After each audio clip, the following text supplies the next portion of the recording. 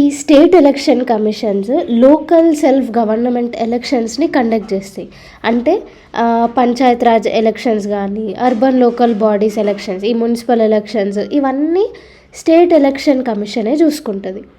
So మనకి article 243K class 1 ఇంకా article 243ZA ప్రకారం పంచాయత్ ఇంకా మున్సిపల్ ఎలక్షన్స్ ఈ స్టేట్ ఎలక్షన్ కమిషన్సే కండక్ట్ చేయాలి.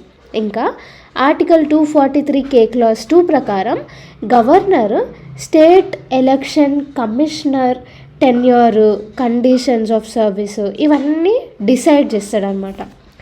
అండ్ స్టేట్ ఎలక్షన్ కమిషనర్ని సేమ్ స్టేట్ హైకోర్ట్ జడ్జ్ని ఎట్లా రిమూవ్ చేస్తారో, ఎట్లా తీసేస్తారో అదే పద్ధతిలో స్టేట్ ఎలక్షన్ కమిషనర్ని కూడా తీస్తారు, రిమూవ్ చేస్తారు.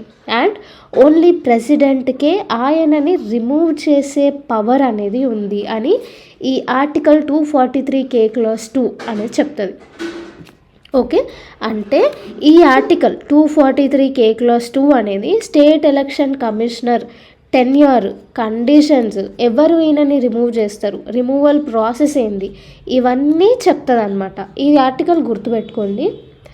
Next, state election commission functions ఏంటి అంటే, ఫస్ట్ థింగ్ లోకల్ బాడీ ఎలక్షన్స్కి కాన్స్టిట్యుయెన్సీస్ ఎక్కడి వరకు వస్తాయో చూసుకుంటుంది. మళ్ళీ ఆ ఎలక్షన్స్లో SC, ST, BCస్కి రిజర్వేషన్ ప్రొవైడ్ చేస్తుంది.